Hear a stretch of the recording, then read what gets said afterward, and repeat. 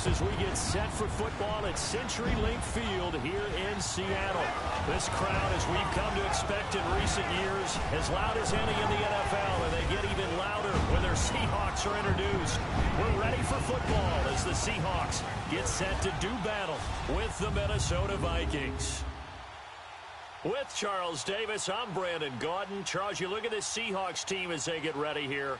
Now, losers their last time out, so they'll look to make amends here. And one of the best ways you can do that is to be at home, and they are. They're going to try and ride that home crowd and that wave of emotion to a victory in this one. Meanwhile, for our visitors, the Vikings, they're hitting their stride of late. Winners of 3 of their last 4.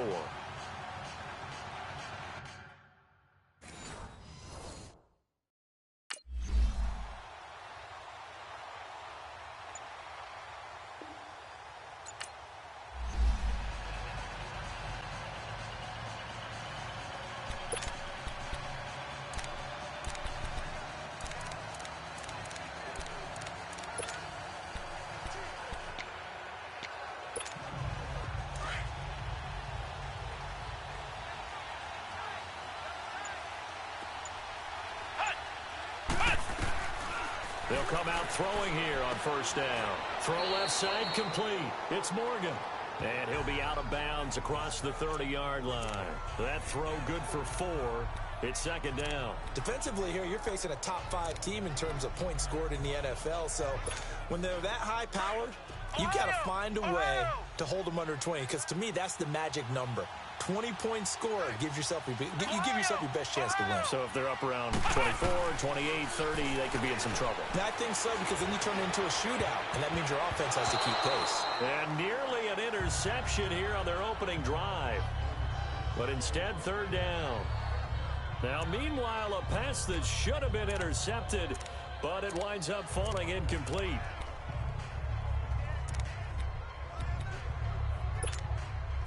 So after the second down incompletion, they'll come up now against a 3rd and 6.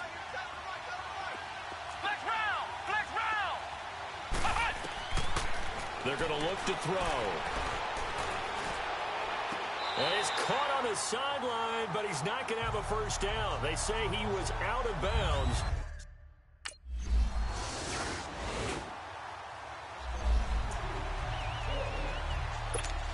The Vikings now heading onto the field. They punted last time they had it. What steps, Charles, you think they have to take to make sure they don't do that again? Well, let's just go to the football 101, the trade expression 101. Win first down. Make 5, 6, 7 yards on first down. And he held on to it too long. A coverage sack. Down he goes. He probably feels like he cannot get a break. He was sacked 7 times last week. And here we go again in the first quarter. And we always talk about the internal clock of a quarterback in the pocket and how he has to have a real keen sense of it in order to get rid of the football. After being sacked 7 times last week, that clock has been sped up. And that one got tipped. Kind of threw everything off. It brings up 3rd. And Charles, got to like what this defense has been able to do these last couple of plays. Yeah, they get the sack on first down, then they force the incomplete pass. Now they're just a play away from getting the football right back, but it's a big play. They've got to hold up. Now on 3rd and long, they'll look to throw.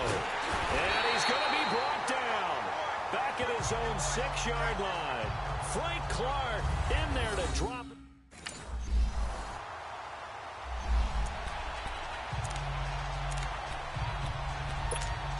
And out now come the Vikings. Already down 2 touchdowns here in the first half. This becomes a pretty important drive, doesn't it? It certainly does, and a lot of teams script plays. We know that, right? They have a script to start the ball game, and typically those...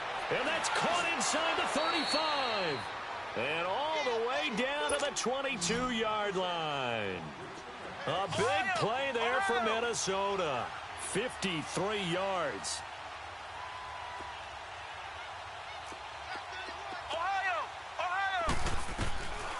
They'll look to throw now on first down. And he's going to go down. They sack him back right around the 30.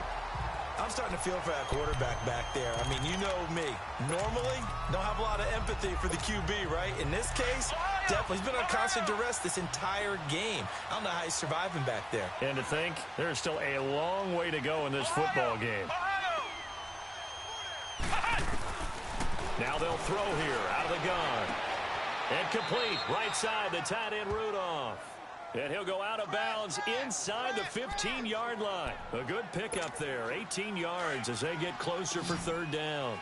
They really love to get him into one-on-one opportunities, and this is one way, work him out of the slot and create a mismatch. Who's going to cover it? Corner, safety, linebacker? He's got a way to beat all of those positions. Meanwhile, on third down, they take it.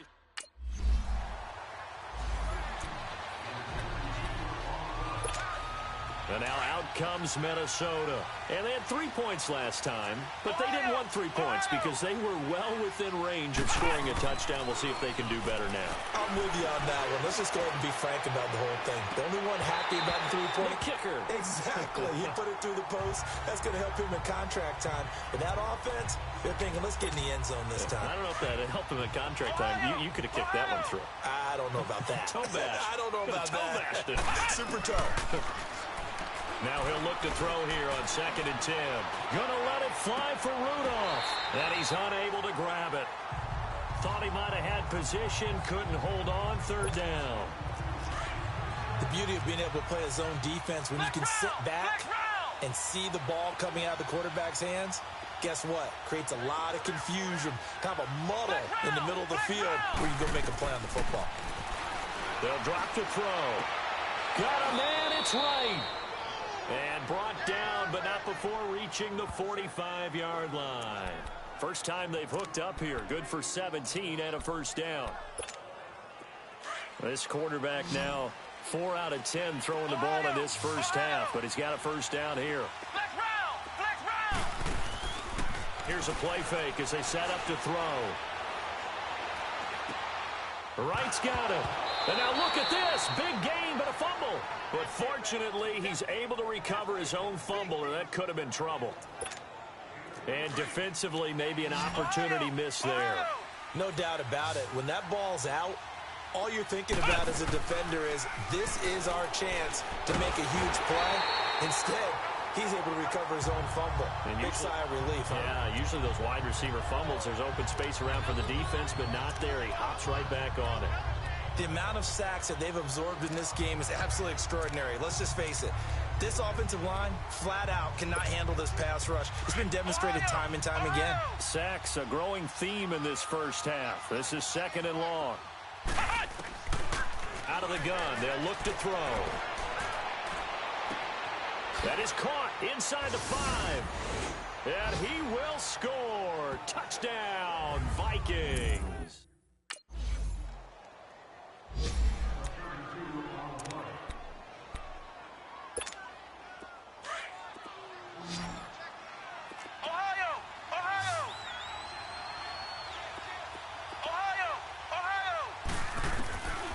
They'll try and start this drive in the air.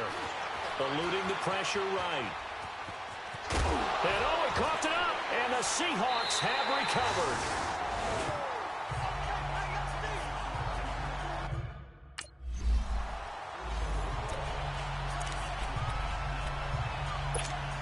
And now out comes Minnesota. And last time the turnover on the fumble, and they were in enemy territory, so that had to be very frustrating. Down on the scoreboard here, can't do it again. You nailed every part of what was frustrating. Down on the scoreboard, had a drive going, and pushed it. It's caught inside the 25. And he is down deep into Seattle territory. A big play there just before halftime. 64 yards. Well, it's one thing to grab it with one hand, but when you make a catch of that distance, quite another. Yes, sir. I mean, that one right there, we keep talking about the high-flying antics that we're seeing from receivers nowadays. Doesn't matter what spot they start in. But when it actually does happen in the heat of battle, brings me right out of my seat. Now a throw to the end zone on first down, but it winds up incomplete. After the incomplete pass, here now is 2nd and 10.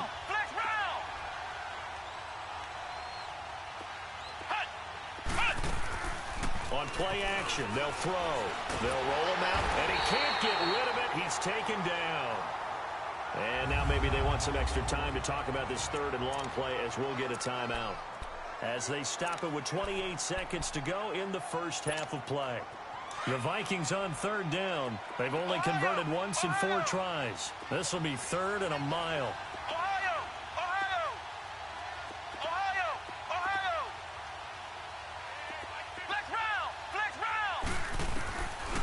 They'll look to throw. Going for it all. And it falls incomplete after almost being intercepted. A pick there would have been great. The good news for the defense.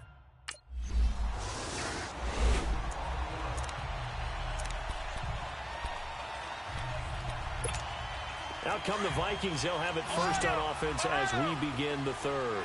They're down here, but very much in this game. What's the tonality of a coach's talk when a game is within striking distance like this at intermission? Typically, what they're doing is emphasizing the things that went well in the first half and wanting more of that. Sure, you've got to go over some of the errors and clean up some things because there's a reason you're down. But overall, I think they want to stay positive, stay up with this team. We're just starting the second half, and we've got the football. Let's go ahead and punch it in, and then we'll take it from there. See how that recipe works. Now a play fake here on first down.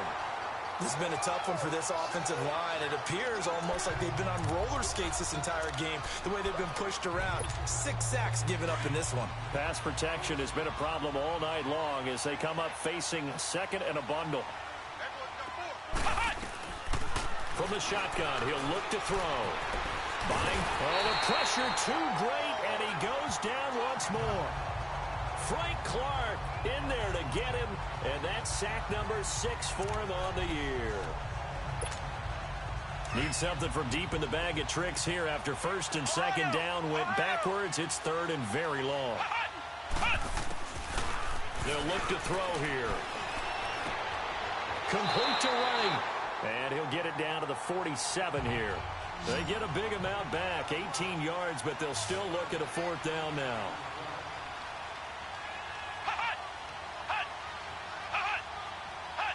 False start's going to push him back, but these days, how hard must it be to be an offensive lineman? It's very hard, Brandon. You've got defensive linemen flinching, trying to draw you offside. You've got the loud...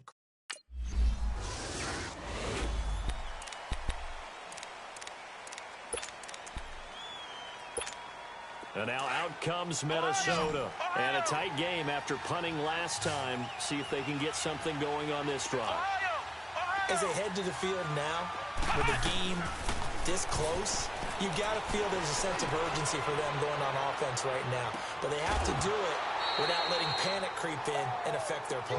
Meanwhile, they take a shot to start the drive, but this is going to wind up incomplete. Those passes out that far wide always make you hold your breath a little bit. Felt like it was in the air for a while. What it does is it allows a defender to gain some ground, come from a long distance, and have a chance to affect the pass. Back to throw now on 2nd and 10. And this time he's got the hook up. It's complete. To give him 17 yards that time as that'll move the chains. And there's another completion to the tight end. And let's face it, it is hard to overthrow a 6'6" target. It is indeed. Quarterbacks like their speed guys. They like that huge 6'6" target that they... And that's caught inside the 30. Touchdown, Vikings. Stephon Diggs, his 2nd touchdown of the night. And the Vikings are able to strike for 6. Mike Zimmer's made the decision. His guys will go for 2. I know we often laugh, and sometimes we even exalt the guys who are great trash talkers and give us some really funny lines. But the bottom line is absolute production. And he's going to have to eat this one as down he goes.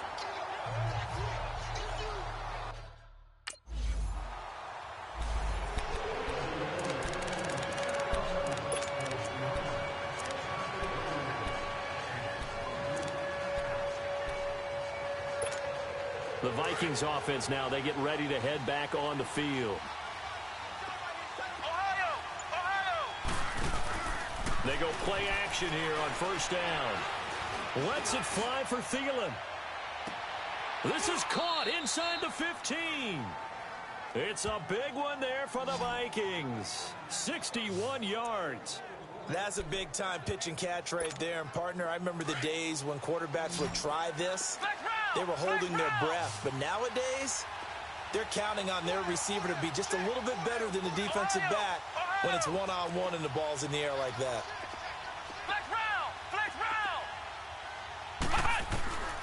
Now a shotgun snap as they'll look to throw. And his throw is going to be incomplete. He was looking for his tight end there, Kyle Rudolph.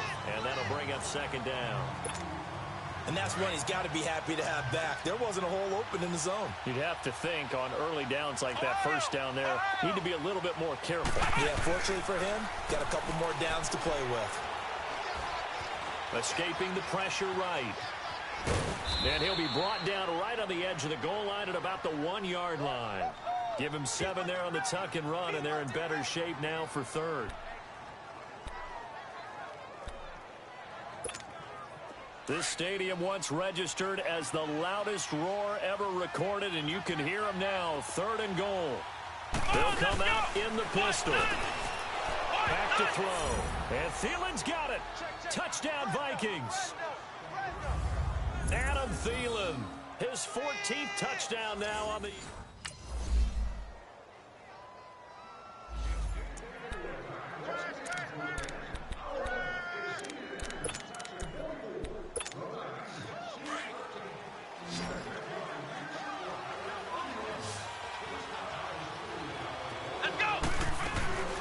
On first down, he'll drop to throw. Oh, incomplete. A turnover would have really helped there. Almost intercepted. Instead, it's just second down. Charles, you'd said the magic number was probably right around 20 for this defense because they're facing one of the top 5 offenses in the league in terms of points scored. They've had their moments, but this offense just a little too good, isn't it? They really are, because no matter what you do to make an adjustment on defense, they've had an answer for it. And he takes us beyond the 35 before going out of bounds. That'll put him up over 160 yards receiving now for the game. They can't seem to stop it. That's the number 2 receiver in the NFL in terms of yardage. And tell you what, a few more plays like that, he won't be number 2 for long. Well, that's what often happens when you have competitors running around the field. These guys know where they stand in relationship to yardage, totals, numbers, the whole deal. And the Seahawk defense gets to him, and they bring him down.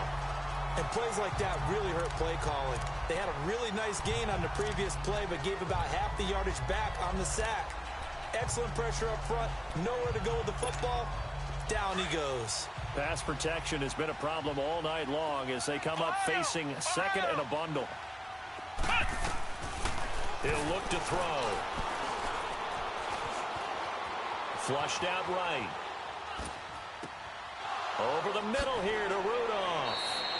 And they'll get this well past midfield before being stopped just before the 35. An excellent pickup of 34 yards. Well, we haven't been shortchanged on offense. Another fun play to watch there on the deep pass. This game has the feel of, a turkey bowl, a Thanksgiving day. You know, when we get together this year, when the Davises and the Gardens get together, that's what our playbook's going to look like they're drawing them up in the dirt, and so far it's working for both of them. And now a throw on first down there, but it's incomplete. Oh, incomplete. A turnover would have really helped there, almost intercepted. Instead, it's just second down. They'll try again from the 36 on 2nd and 10. Stepping up, he's going to keep it. And a short gain down to about the 33. They'll wind up getting 3 on the keeper there, but it leads to a 3rd down. The 4th quarter here, they've got the lead. They want to keep it on the ground. That's what they're doing. Smart football. Keep the clock grinding. Keep it going. But you got to figure now, they're going to see more people stacked up at the line of scrimmage as they try and bleed it out. Now this time he'll look to throw.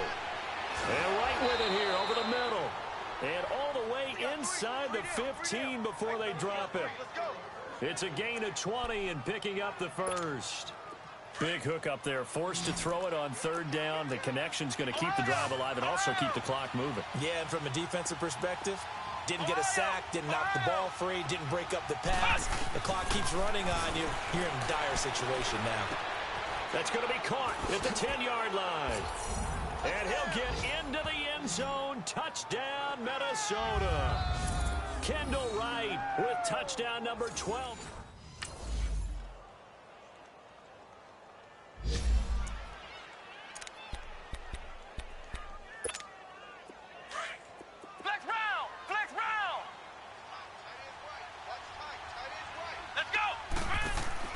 That one looks like he'll throw here. And he'll find Thielen on the right side. And he takes us beyond the 35 before going out of bounds. A gain of 11 to kick off the drive, and it's a quick first down. And he's top 5 in the league in terms of receiving yardage because of plays like that. What have you seen from him on film that you like so much? Well, I'll strip away everything else and get to what we call the moment of truth. When the ball's arriving and there's a defender there, he just comes down with the ball. He competes and takes it away. Great hands, great ability to finish the catch. And now the Seahawks are going to take a timeout here on defense, as they'll get it with just under 90 seconds remaining. Ohio! Ohio!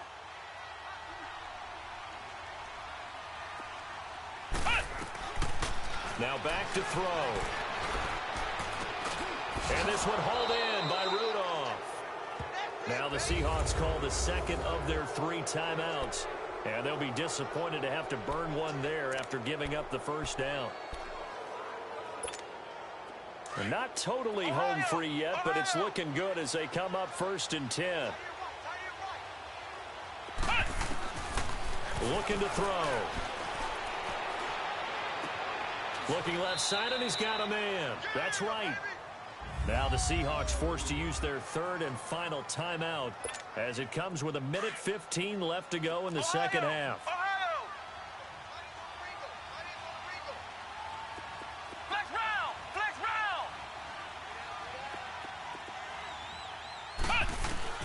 From the red zone now, they'll look to throw.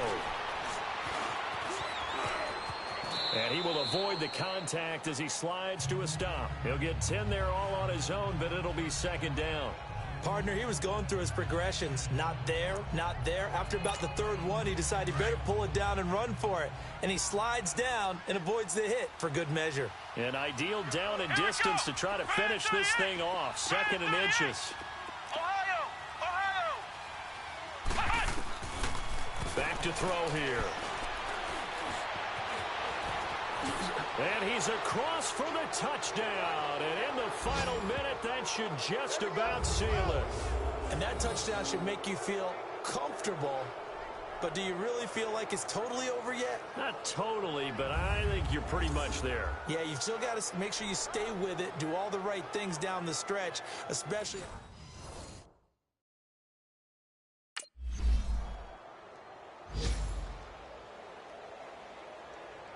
Well, Charles, the forecast called for rain throughout the entire game, and we got rain throughout the entire game. But these two teams, they had fun getting dirty out there. They love the slop.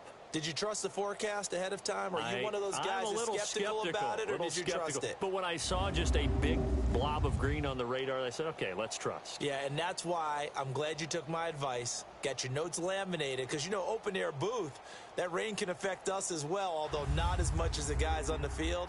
But let's face it, it's kind of fun to watch these types of games, isn't it? It is. By the way, how impressive is it that you travel with a laminator? I didn't even know there was a portable laminator. The things that you learn. Golly, wise beyond his years.